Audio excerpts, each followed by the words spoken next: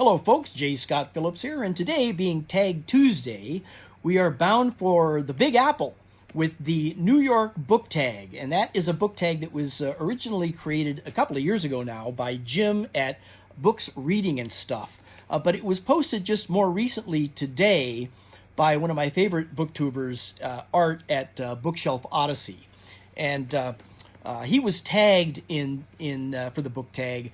I was not, but always having loved New York City, I thought I would jump in and do my own impromptu book tag here before we run out of Tag Tuesday here. You'll probably see it Wednesday or later, but anyway, it's where I'm sitting here in California. It is still Tuesday, so I hope that counts. But I will leave a link to both of their New York book tags in the notes down below. So if you are a New York fan like I am, be sure and check them out. Now, let's get into the prompts here. Prompt number 1, what is your favorite book set in or around New York City? And there are so many, but can't narrow it down to one, so I'm going to mention 3. But I'm going to start off with kind of a reference to Art at Bookshelf Odyssey, who mentioned the Nero Wolfe series, and in particular the character Archie Goodwin.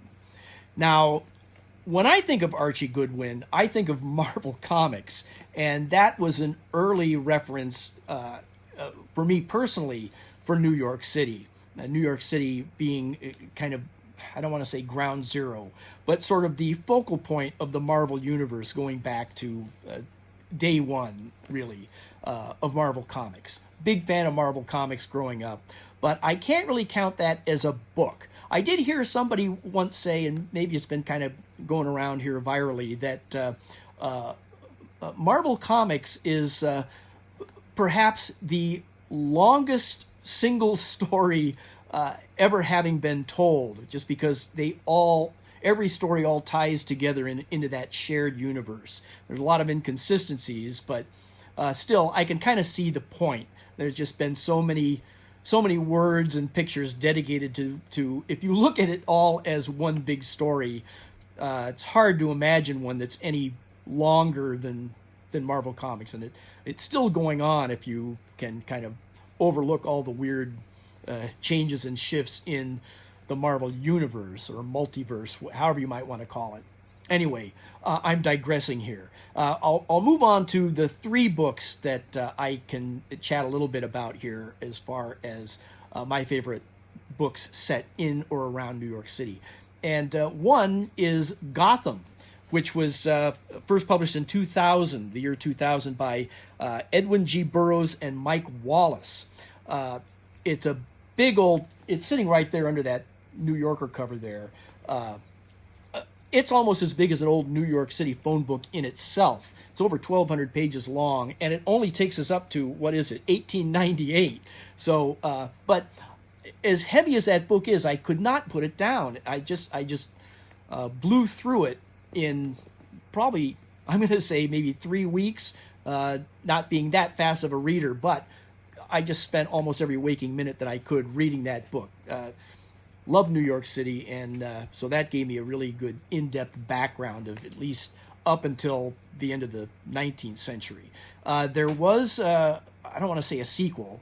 Can you say a nonfiction book has a sequel? But Mike Wallace wrote a book, Greater Gotham, that took us up to 1919. I have not read that book. I don't have that book, so can't vouch for it, but I'm sure it continues the same.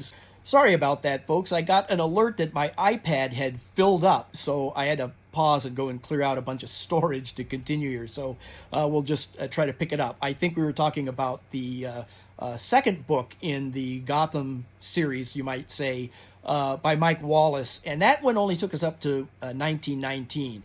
Now, forget if I mentioned it or not, but I have not read that book. I don't have it. But only goes up to 1919, and we will likely not be seeing any further books in that series since both authors are no longer with us. So that kind of leaves us hanging then back in 1919, and we can only imagine what they might have told us about New York City after that. Who knows what could have happened? I guess we'll never know. But anyway, and I'll mention two other books, again, nonfiction, and they're both biographies. The first one is about the Marx Brothers, and it was called Groucho, Harpo, Chico, and Sometimes Zeppo by Joe Adamson. And I was a Marx Brothers fan going clear back to high school when I took a film class, and our instructor introduced us to Duck Soup, one of the early Marx Brothers movies, and I fell in love with those guys. They're a little dated even back in the early 70s when I first saw that movie. I also remember watching You Bet Your Life as a little kid, Groucho Marx TV game show in early 1960s. Would watch that every week with my grandmother. Had no memory of it really, but at least I know who Groucho Marx was when I was introduced to the Marx Brothers as the comedy group. I loved those movies, and then really got into them in early college, my college years. And that book came out, Groucho, Harpo, Chico, and Sometimes Zeppo. Another big, thick book. And, of course, they grew up in New York City. And so the city of New York is almost a character, a main character in that book. And so a lot of my background of what I know of New York City is from that book, as well as from the third book I'll mention here, another biography, this one by Isaac Asimov, In Memory Yet Green. Now, that one also had a follow-up book. He wrote a second book called In Joy Still Felt, which was about the second half of his life. But just to mention one book, we'll go with In Memory Yet Green. Again, he grew up in New York City, and so lots of great stories and local color about that city of New York. And loved all three of those books, as well as all the Marvel comics I read growing up. So now, moving on to prompt number 2, New York is famous for its skyscrapers. What is the highest building you have ever been up? Little dangling participle there. And speaking of dangling, it was the Empire State Building, which just happens to be in New York City. And that was a dizzying height. There's no way you could fall off of that thing at the time I was there, which is back in 1973, I want to say. It was during the Watergate investigation. My dad had a conference he had to go to back east, so we all went back there. It was my first trip to New York City in high school. I think I was a senior in high school at the time. And we were staying in Connecticut, but then we took a few days down to New York City, and then also a couple days down to Washington, D.C., back up to New York City again. But so just sticking with New York City, when we went up to the top of the Empire State Building, that was a thrill and a half. That was just frightening to me. I have a fear of heights, apparently, but I got as close as I could to the edge of that. It was all gated off there. If you've ever been up there, you know they're going to take all the precautions possible. But just looking down at from that dizzying height just impressed me and has probably caused a few nightmares since. But it was a great trip, and so that is the tallest building I've ever been. We went up to the top of to the crown of the Statue of Liberty also, and that wasn't as scary somehow, maybe because we were just so enclosed there and everything seemed so tight and small. But anyway, that is the tallest building I've ever been. And then I guess I'm going to bring up one more book, this time a fiction book about New York City, speaking of the Empire State Building. And that is, this being the Wrath of the Summer of Trek, I will mention one of the Crucible trilogy based on Dr. McCoy, and that was The Provenance of Shadows. And that was the story, a story, kind of an alternate history of based on The City on the Edge of Forever, where if you are familiar with that episode, you know that Kirk and Spock go back in time to stop McCoy from changing history, who accidentally fell through the Guardian of Forever into 1930 New York City and did something that changed all of history ever since.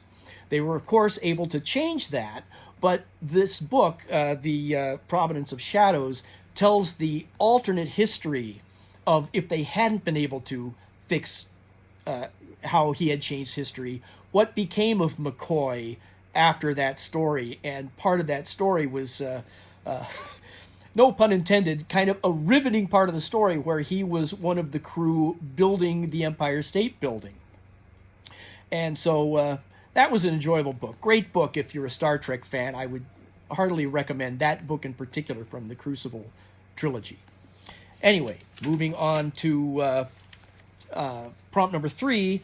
New York, New York, the town's so nice, they named it twice. What is the last book you reread? And again, because it is the summer of Trek, I just reread Spock Must Die. And I plan on doing a video of that one for Summer of Trek here in the next week or so. So hopefully you'll come back and watch that if I manage to get it up before the end of the month here. But Spock Must Die, well, I'll talk about that in another video. Moving right along to prompt number 4. American Psycho was a disturbing novel set in New York. What is the most disturbing book you have read? Well, this is kind of a tough one because I'm not really generally disturbed by books, although I will mention The Stand by Stephen King. And it didn't disturb me because of the storytelling. What disturbed me was the way he ended the book. It was a big, fat book. When I read The Stand, the second edition of that had come out that had put back in 400 pages into the novel that had been originally edited out when it was first published, because that was earlier in Stephen King's career, and the editor just didn't think that anyone would want to pay $8 or $12 or whatever it was for a book. But years later, once he became Stephen King, he was able to go back to the publisher and reinstall those 400 pages.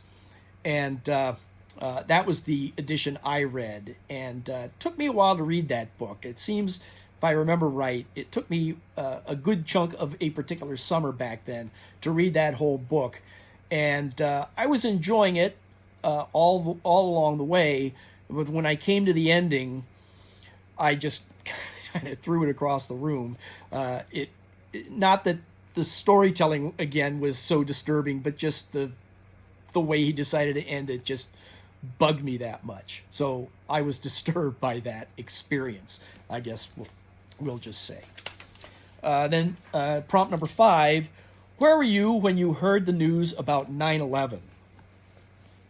Well, I woke up the morning of 9/11, and I had fallen asleep the night before with the TV on, and when I woke up that morning, the news was on. And because the first tower had just been hit, so I woke up to the TV showing me the one tower with the smoke billowing out of it. And so I kind of shook myself awake and said, what is going on? Is this a movie or something? And of course it was not.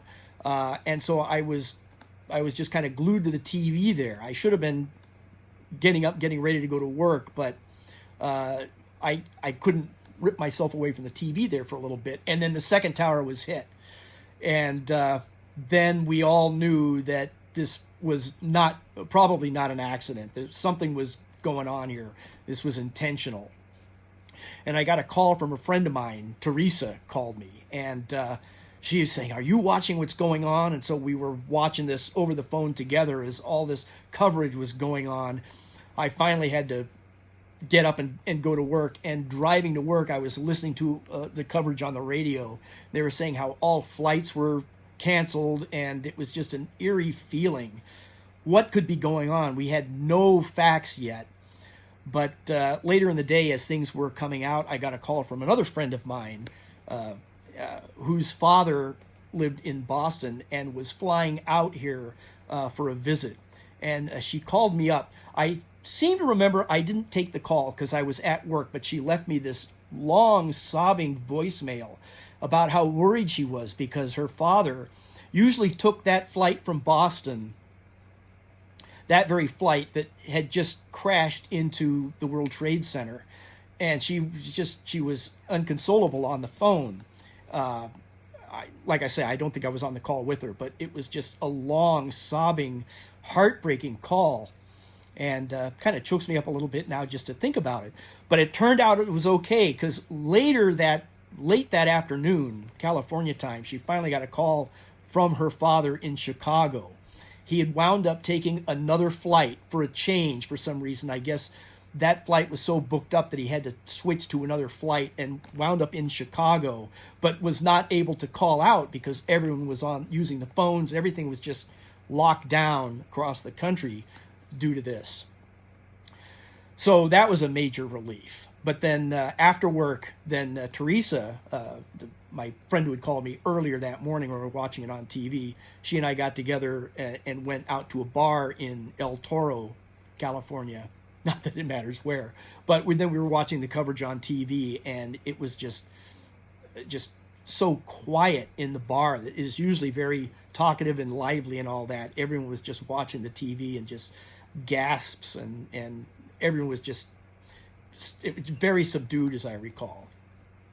So that's my 9/11 story. I was perfectly safe, but it was just the shock of that. I also remember I was working with the ad agency back then that was part of a larger group, a print house, and we had 3 or 4 people that were back. I forget if it was at Corpus Christi or New Orleans, somewhere. It was somewhere along the Gulf Coast, at a conference, at a trade show. And I remember that they were grounded. There was no way they could get back. And so the head of that department was telling them, well, you got to rent a car and drive back. And they said, we can't rent a car. There's no cars to rent. Everyone's stuck here. And so he was going to go driving back there and pick them. Anyway, it was just one of those moments in history that seemed like this changes everything. And of course it did. But that was all happening that day. That's my memory of that particular day. Our boss was so taken by that, because just the day before he was out golfing with some friends, and they were talking about just how great life was, and how things seemed to be skating along. Business was good, and things just seemed great, and he was just having such a carefree life that he was just thanking God that he had such a great life and a great company and great co-workers and people that worked for him and all that. And he just couldn't believe how lucky he was in life. And then the next day, boom, that happened. And he was always kind of coming up with personal projects, and he thought, I want to write a movie about the day before 9/11. And he was going to call it 9/10. So we were the ad agency under the same roof there, so he brought us in to kind of concept some ideas for the story of 9/10, when everything was great, and the next day everything just went to bloody hell. And he wanted to come up with a tagline for it. And I got kicked off the team because I said it should be 9/10, a big fat hen. And I was ushered out of the room pretty quick after that. But anyway, that's my 9/11 story. And we will now move on to prompt number 6. What is your favorite movie set in New York? Again, like books, there's a lot of them. And I don't know if this is my favorite movie, but it was a fun movie for me. Not a great movie by any means, but it was just a lot of fun. And it was a romantic comedy, Kate and Leopold. And I liked it for a couple of reasons. One, it was lighthearted. It was a time travel story.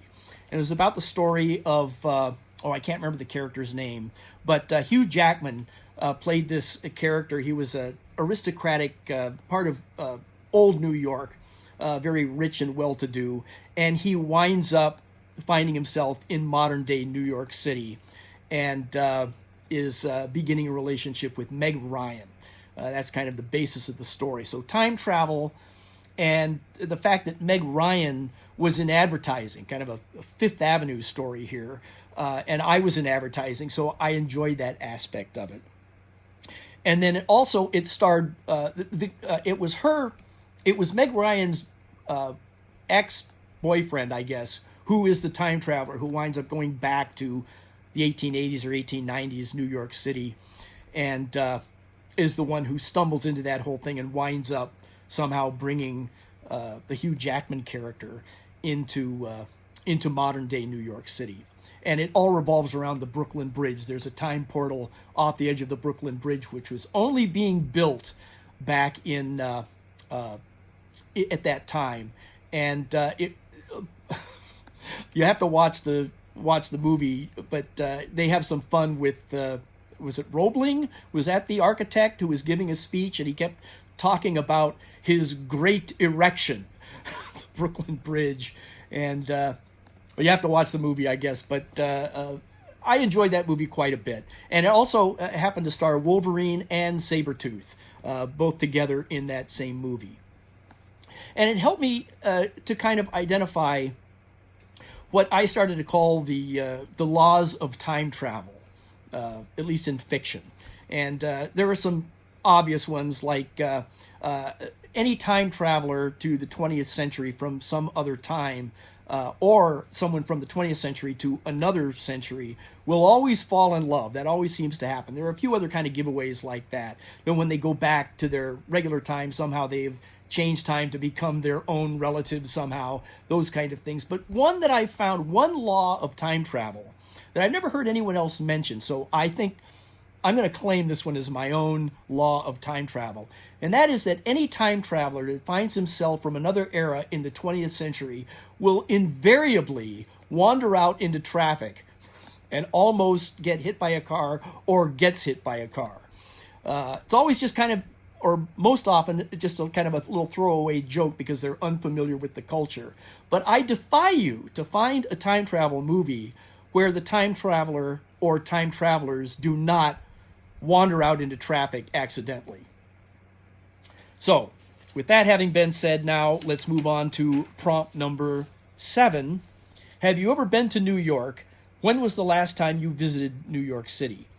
Yes, I've been to New York City. Like I say, I love New York City. First time I was there was back in, I'm going to say it was probably 1973. It was a senior in high school. It was the summer after I graduated from high school. And it was during the Watergate era. And my father was, he had a conference he had to attend back east, back in Connecticut actually. But we took a few days to go down to New York City and then down to Washington. But we're talking about New York City here. And it was the first time I was ever there, and we stayed at the Hotel Royalton, which was on 44th Street, I think it is, right across the street from the Algonquin Hotel. And that was my first exposure to New York City in general and to the Algonquin Hotel. I knew nothing about it then, but read about it later in that Marx Brothers biography and some other Marx Brothers biographies that I was reading at the time, because Harpo was part of the Algonquin Round Table. So that's how I started to learn about the Algonquin. And then I have been back to New York many times since and have often stayed at the Algonquin just because I kind of fell in love with the lore of that hotel and always liked to stay there. Kind of, for me, that was the heart of the New York City experience, at least in my own education of the city. And, well, first, I'll just tell us a quick story about, as a kid, like I said, I was just a teenager then, and unfamiliar with New York City, just having grown up here in Orange County, California. And this hotel that we stayed at, the Royalton, was many stories tall, probably one of the taller hotels I've ever stayed in. And I was coming back in after bouncing around the neighborhood one afternoon and rang for the elevator. And it was taking forever to come down. I was not used to taller buildings with longer elevator trips, but I just kept pushing that button in the lobby. Come on, come on, come on. And finally the door opened up, and it had an elevator operator who was not happy with me. And she was just scolding me for, just stop ringing that bell. I got other floors I got to take care of. It'll take some time. Just calm down. And I had to ride all the way up like 10 floors with her just glowering at me. So I learned my lesson that afternoon. But that reminds me, the Algonquin, that reminds me of another book about New York City that I liked, and that was about the Algonquin Hotel called Tales of a Wayward Inn by Frank Case, who was the owner of the hotel back during the 20s and 30s. And so it's a book of just his reminiscences and stories of things that happened in and around the hotel back during the Round Table days and kind of that era.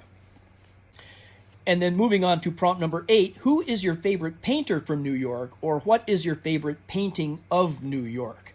Ah, an art question. If you are familiar with my channel at all, you probably know that I love talking about artwork. I've been a designer and art director in advertising for most of my career. And so whenever I do a BookTube video, I like to chat about the cover art or illustrations that go along with the books that we chat about. And so here now is specifically an art question. And I will give honorable mention to Edward Hopper, and in particular his painting Nighthawks, which almost everybody is familiar with. So it's a very popular painting, and a lot of people have talked about it. I've always enjoyed the painting. It conjures up a lot of things, but probably my favorite New York artist was Child Hassam.